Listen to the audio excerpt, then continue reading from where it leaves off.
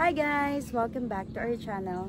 So ayun, today isi-share ko lang sa inyo ang aking morning routine dito sa Goto My Garden. Hindi ko pa yata na isi-share sa inyo yung mga ginagawa ko dito sa garden. And ngayon, makikita nyo talaga every morning, ang kasama ko ay ang aking walis at dustpan. Ayan, kasi medyo may kalawakan dito sa garden natin. So etong mga halaman ko, dinidiligan ko talaga sila every morning.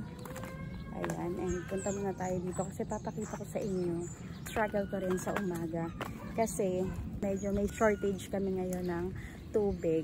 Kapag nagdidilig kami, yung lumalabas sa hose ay hindi sapat yung lakas niya para madiligan ko yung lahat ng mga halaman natin dito. Kaya ang nangyayari ay ganito. Tingnan nyo guys, nadagdagan yung ginagawa ko sa umaga kasi ayan, nagpupuno ako ng tubig sa timba, malapit na dito kasi hindi umaabot dun sa mga crotons natin. Ito dito sa may dulo, pagmamasdan nyo sila, sobrang tuyot na tuyot. And para madiligan ko sila, kailangan ko magmanong-manong umigib dito sa timba, papunta dito para makatikim ng tubig. Pero pagka minsan may chance na malakas yung tubig guys, kahit tanghali, nagdidilig na din ako kasi kailangan nila ng tubig sa panahon ngayon. Tingnan nyo yung eksena ko dito every morning. Ito, tingnan nyo. Dahil yung pinupunuan ko ng tubig para mahatid ko naman dun sa mga crotons na yun, dun sa may maliit na kubo. Kasi yun nga, hindi talaga sila inaabot ng tubig. And naaawa na ako sa mga crotons natin. Kailangan na talaga nila ng tubig. Kaya kahit medyo mahirap at mabigat, okay lang yan. Gagawin natin yan para sa mga halaman natin, 'di ba? Tapos dito sa part na to, ano rin, hindi rin masyadong inaabot dun sa may dulo dun. Kaya nag-iigib din ako papunta naman dun sa mga dulo. Kasi ang naaabot lang dito, kadalasan ay hanggang dito lang. Yan, tapos dun hindi ko na naaabot yan. And ayun, sobrang tuyot ng mga halaman natin ngayon kasi yung panahon talaga no? Yan dito sa garden ko tuwing umaga. Pero nag-enjoy naman tayo syempre sa pag-aayos nito. Tapos nag-aayos na rin tayo ng mga kailangan natin sa tindahan. Naglilinis na tayo ng mga ganyan-ganyan natin. Mga anik-anik natin para sa tindahan. And habang nag-aayos niya si Ate Joy, ako naman yung abala magdilig at maglinis dito sa garden natin. Kasi syempre, gusto ko, ako rin yun talaga. So ayun guys, tingnan nyo yung yung giant photos natin diba, tingnan nyo kung gaano kalago yan. Pag dito ka nakatayo talagang halos matatakpan na yun doon. Tapos yung giant natin dito guys, kung makikita ninyo, diba sobrang lago na niya dyan. Tapos tumulay na siya papunta doon sa puno ng acacia yata to, tsaka ipil na sila yung tag dito, nag-unite yung dalawang puno, nagyakap sila. Tapos yung ating giant photos, ito, sinampa ko dun sa puno. Okay. Tingnan. Ayun, gumagapang na dun yung giant. So feeling ko next time magiging puro photos na rin tong puno na to. And parang na-excite din ako sa itsura nun kapag nangyari yun. So yun, tapos etong Brazil guys, ang ganda-ganda nito, galing to kay Miss Ken Ken. And sobrang, ito yung favorite ko sa mga na-propagate ko.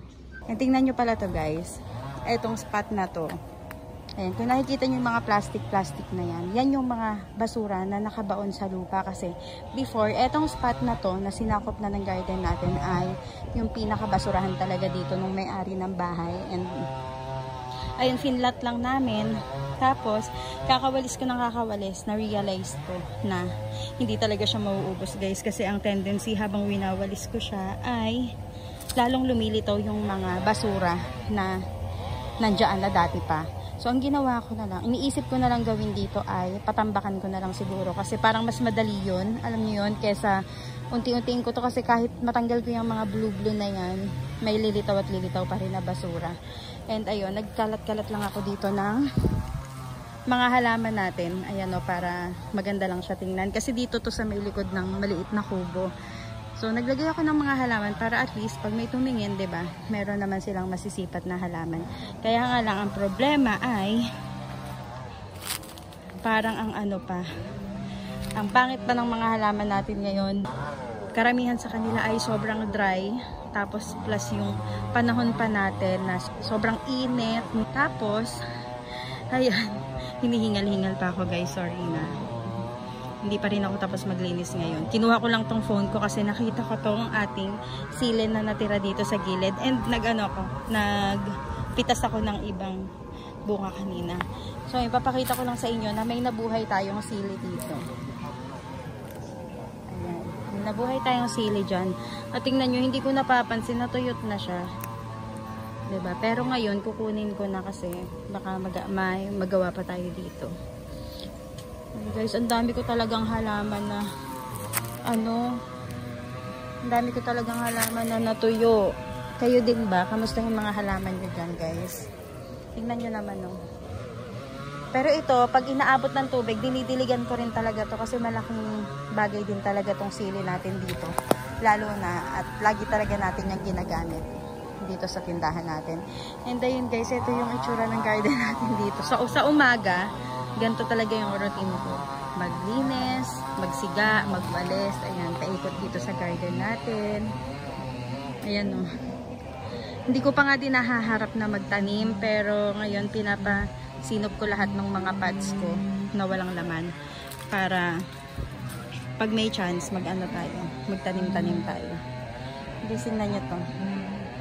Ilang taon na sa akin to, parang 3 years na rin sa akin tong salon na to. And super ganda pa din. So, ayun. Dito naman, sinipag naman yung aking pamangkin. Wait lang, punta muna tayo dito sa lamesa.